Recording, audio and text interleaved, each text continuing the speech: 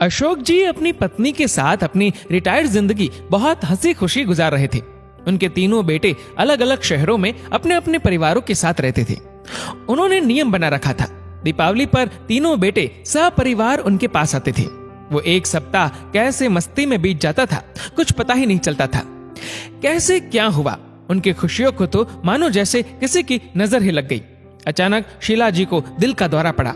एक झटके में उनकी सारी खुशियां बिखर गई। तीनों बेटे दुखद समाचार पाकर दौड़े आए।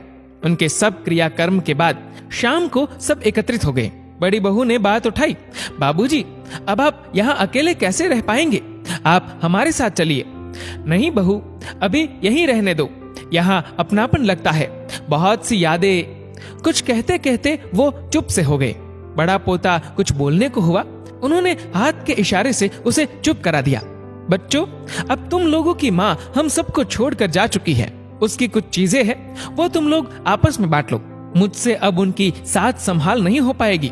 ये कहते हुए वो अलमारी से कुछ निकाल कर लाए।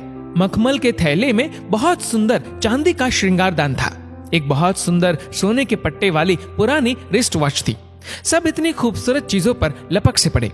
छोटा बेटा जोश में बोला, अरे ये घड़ी तो अम्मा सरिता को देना चाहती थी। अशोक जी धीरे से बोले, और सब तो मैं तुम लोगों को बराबर से दे ही चुका हूँ। इन दो चीजों से उन्हें बहुत लगाव था। बेहद चाव से कभी कभी निकाल कर देखती थी, लेकिन अब कैसे उसकी दो चीजों को तुम तीनों में बांटू।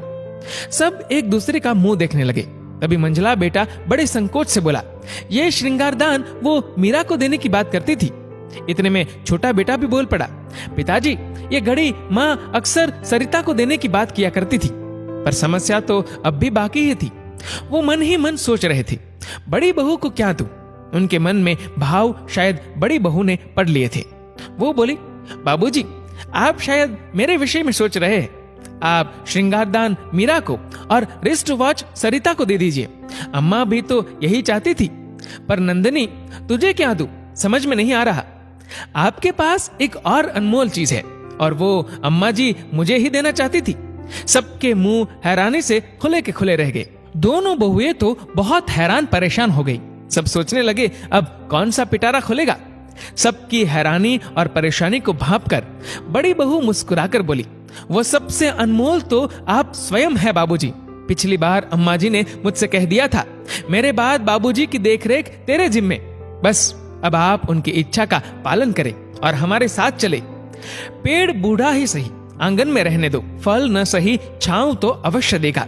ठीक उसी प्रकार माँ बाप बूढ़े ही सही, घर में ही रहने दो। दौलत तो नहीं कमा सकते, लेकिन अपने बच्चों को संस्कार अवश्य देंगे।